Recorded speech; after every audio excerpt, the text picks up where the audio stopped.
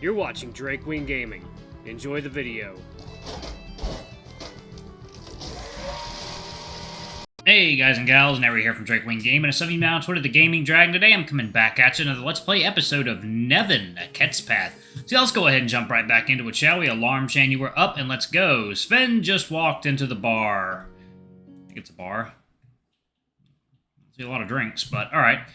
So, what they say on the street is true. Sir Royal Bard has come to mingle with the masses. Sven, what are you doing here? What? Is that any way to greet an old friend? I just came to wish you congratulations on your victory. He staggers up to our table, and the reason for his weird behavior soon becomes obvious. He reeks of alcohol. You're completely drunk. Yep, not like I have much to do but get drunk anyway. Not much to lose by doing it either. I have no idea what you're talking about, but I'd really like you to leave. I don't want to waste my time with you. Tough luck. You're stuck with me right now, and what I mean is not that complicated to understand. You've done it. Congratulations, you've managed to drive me out of another band. What? But I didn't do anything.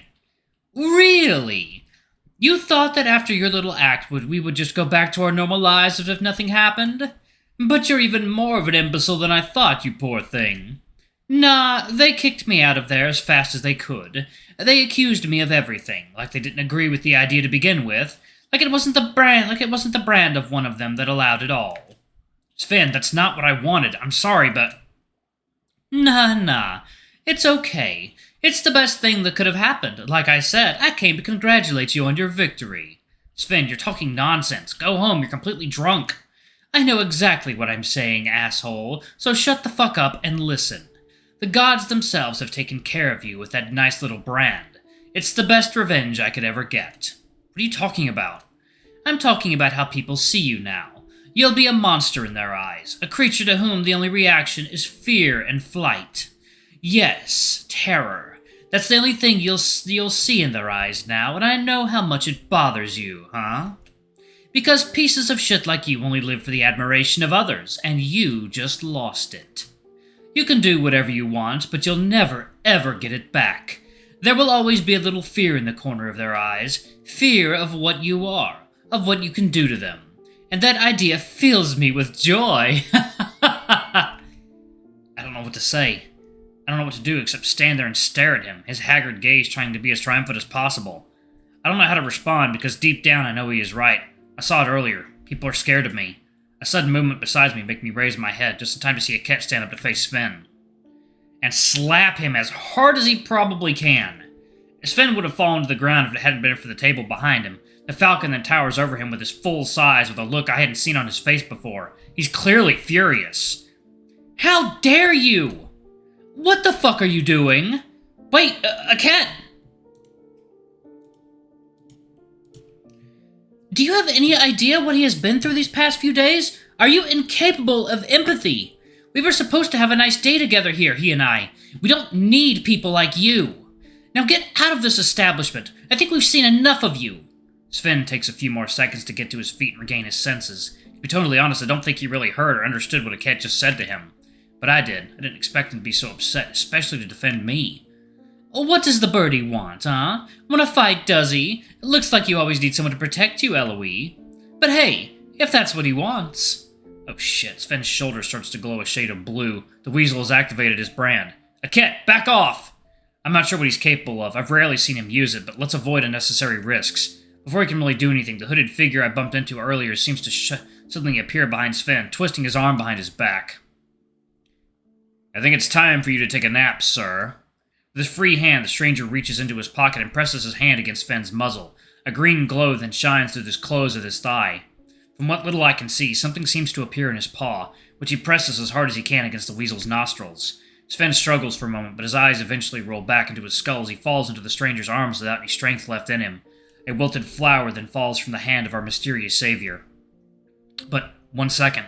A brand on the thigh and the ability to grow flowers out of nowhere. Rowan? Hey, Eloise. Eloise, do you know each other? Can you tell me what's going on? I met him during my training. What are you doing here? The captain told me to follow you. Well, more specifically, he told me to never take my eyes off you and not be seen. I was only to intervene in an emergency situation. Have you been following us since this morning? Well, broadly speaking, yes. So, we never really had a private moment? Oh, I couldn't hear what you were saying, rest assured. I was just there to make sure you were protected, I promise. I should have seen it coming. It was obvious they weren't going to let me out without protection. In that case, thank you, Sir Rowan. You can drop the sir. I don't need it. I'll let you finish your day. I'll just put this one aside. I assure you, you won't see me again. Without saying another word, he throws Sven over his shoulder and heads for the exit. Rowan, is he alright? Don't worry about him. He'll just take a long nap. By tomorrow, he'll be back to full strength. With a slight chuckle, he exits the tavern and closes the door behind him. Akhet sits back next to me and grabs me by the shoulder, pulling me close. That's not true, you know. What he said. He just said that to hurt you. But he's not totally wrong. I have seen their looks on the street, Akhet. People are afraid of me. For the moment, maybe, but they don't know you. Give them time to learn who you are. I don't know if... And not everyone is afraid of you. Look at me, I'm not afraid. You're just saying that because... I'm serious, Eloise. Look at me straight in the eye and tell me if you see any fear. The falcon grabs me by the chin and lifts my muzzle to force me to look him in the eye. For a brief moment, I fear I might see in him what I saw in the eyes of the passers-by. But it's not there. No fear, no awe. Just a look of someone who is there for me, who trusts me. The look of a friend. Or maybe more. That's the look Vigo gave me so long ago.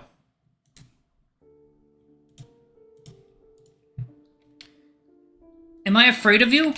No. So you see, he doesn't know what he's talking about. He only sees the worst in people, that's all. Thanks for everything. You are my friend, Eloise. I can't stand by and watch someone hurt you without doing anything, can I? I guess not. We stay like this for a while, silent and against each other. Do you still want us to go on stage? I don't think so. I think I'd like us to go back to the castle. I don't really feel like singing anymore right now. Akhet. Chapter 3. Sweet. Images of the past. It was Simi again who came looking for me this morning. We barely exchanged a few words before going to the temple. While our discussion after the council was on warmer terms, I have not forgotten the way she spoke to me on our first walk, and something tells me she hasn't either. So it's in the most awkward silence that we make our way through the city to the temple. I'll never last the whole way staying silent. I've got to find something to say. To my astonishment, however, it is Simi herself who breaks the ice. So, Eloise, did you manage to find your awakening gesture? Oh, no, but to be absolutely honest, I didn't really look for it. Really? It's important, you know. Yeah, but with the council and everything, it eventually got out of my head. Understandable, I guess. A new silence settles between us. It's not the most exciting walk I've ever been on, at least that much is clear. I wanted to apologize. For what? For my behavior during our last discussion.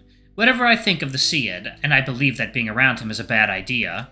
Simi, She raises her hand, stopping me in the middle of my sentence. Whatever I think of him, it's not my place to judge your relationships. Nor is it my place to judge you solely on the basis of who you choose to be around. I just want you to know two things. I honestly mean what I say. All Cids are rotten to the core, without exception. It's not their fault, not necessarily, but that's the way they've been raised. And I also believe that your companion will one day reveal his true colors. I just hope it's not at your expense. Thank you for the apology, and I'll have to apologize too, because I can't agree with you. Really? I think I can understand your resentment. I can't even begin to imagine what you may have gone through before you came here. And I know perfectly well that you understand Makad and everything that's happening there better than I do. However, I know Akhet, and we talked about who he is, where he comes from. He told me about the things his father forced him to do. He was in tears, unable to speak, just trying to remember what he was forced to do. It broke him, Simi. This education you talk about is something he rejects. It's not him, nor is it his nature. On the contrary, I would even say that it makes him sick. He's still a Cid at the end of the day, my boy. Don't get me wrong, I understand you like him, and I don't doubt for a second that you were telling me the truth. I'm just asking you to be careful. I know what they are capable of, Eloise, and I know what lies and manipulation are part of their arsenal. I've been through enough myself. I just want to warn you. A silence follows as Simi's last words echo in my head. She's not entirely wrong. Akhet himself explained to me what his people were willing to do to break a slave. I don't doubt for a second that deceit and manipulation are common practices for them. But Akhet himself? He can't even hurt a fly, and I don't see what he could have gained by lying to me. Not now that we know each other. He was nearly dead when I saved him. No, it's just Simi's past that makes her think like that. Even at the market, we met a former slave who told us about good sea eds. I have no reason to worry. But I don't risk anything by being polite. I'll be careful, but if I may ask, what is it that has caused you to change your opinion of me? I've had more time to understand you. I don't think you are a naughty boy. You're just a bit naive, shall I say. Thanks, I think. Fortunately, naivety is a flaw that is lost with experience. No doubt life at the court will fix that problem. The more I hear about it, the more I get the impression that the politics of the kingdom are more like a battlefield than a polite discussion about the best course of action. And because it is. It's a battlefield where each side is trying to gain advantages while undermining those of others. It would be wise to quickly position yourself so that you can know who's an ally and who's an opponent. At this point, after the council, it's hard not to agree with Simi. As for where I stand, I'm not sure. Not yet. There's too much I don't know right now. But I'd better find out, and quickly. Before I can question Simi further, the temple and its training grounds appear before us, as does Vol, who was obviously waiting for our arrival. We hurry to him, and he gives us a brief nod. Lady Simi, Lord Eloise. Lord Vol, as agreed, I brought you our little protege. Someone else will come for him in an hour. Someone else? Are you not waiting for me this time? Unfortunately, I have other obligations, but I'm sure you'll manage to get back without any problems. She bows to us and leaves, while I watch her go with a skeptical look. Wonder who's gonna pick me up later. I've got nothing against the royal guards, but the trip would be more pleasant with someone I know. Good. Let's not waste any more time than necessary. Follow me. Without giving me time to answer, the priest heads off in the direction of the classrooms. Well, I see he's still in a great mood. I have a feeling we're going to have some fun. We take our seats in one of the rooms, and I barely have time to put my ass on a seat before I'm being verbally attacked. Well, show me quickly. Show you what? Your awakening gesture. Awaken your brand so we can get started. So, yeah, about that. It's possible that, for the moment, despite everything I've tried, I haven't yet found the right gesture. Now.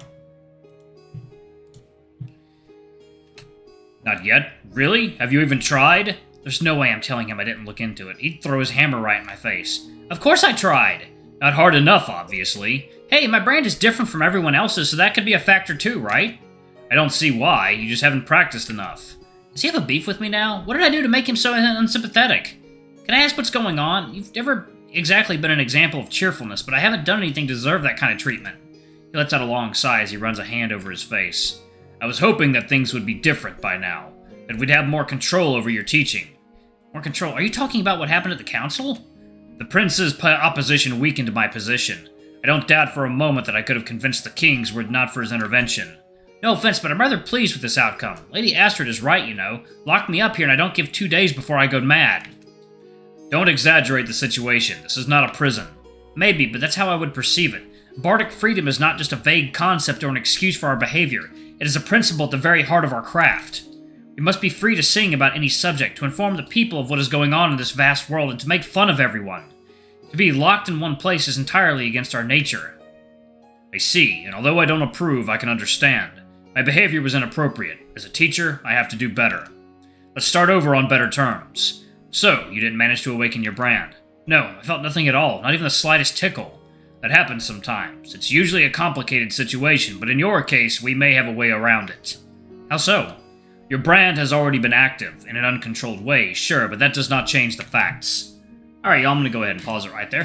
Thank y'all so much for watching. Don't forget to like, comment, subscribe, ring that notification bell, and check out our Patreon if you can. It always helps. Before I go, I'm going to give a quick shout out to our lovely bronze tier patrons. Thank y'all for all you do for the channel. We greatly appreciate your support. Thank you to our silver tier patron, Kate Silverman. Thank you for going a bit above and beyond. It's greatly appreciated anyway.